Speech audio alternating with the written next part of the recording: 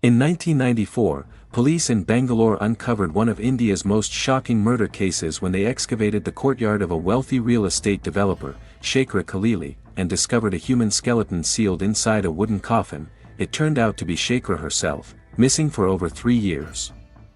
Born in 1947 into a powerful and aristocratic family with ties to Mysore, Jaipur, and Hyderabad royalty, Shakereh spent much of her childhood in Singapore and grew up surrounded by privilege, education, and luxury. She married her cousin, Akbar Mirza, a brilliant man who became India's ambassador to Iran and Italy and was also a celebrated tennis player. Together, they had 4 daughters, and for years their life seemed perfect.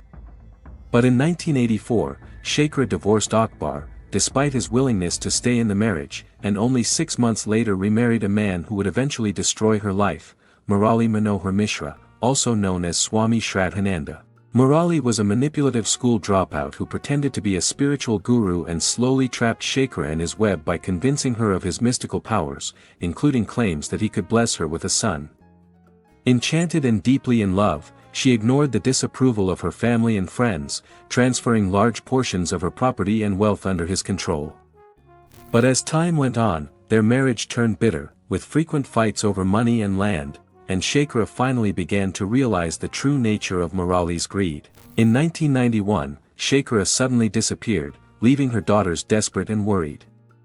Murali claimed she was traveling in different Indian cities, but police found it suspicious that such a prominent woman, known for her philanthropy and high social standing in Bangalore, could vanish without a trace. For 3 long years, Murali managed to dodge suspicion with clever lies, living lavishly in her mansion while her family continued to search for answers. Finally, in 1994, investigators decided to dig up the courtyard of her home, and what they uncovered horrified the entire nation. Shakereh had been drugged, bound inside a mattress, placed into a coffin, and buried alive by the very man she trusted and loved. The gruesome details stunned India, and the case became a turning point in criminal investigation, as it was one of the first times DNA testing was used in the country to confirm the victim's identity. The trial dragged on for over a decade, and in 2005, Murali was finally sentenced to death. Standing silently in court, he showed no emotion, as if he accepted the punishment he knew he deserved. Later, in 2008, his death sentence was reduced to life imprisonment, and he eventually died behind bars.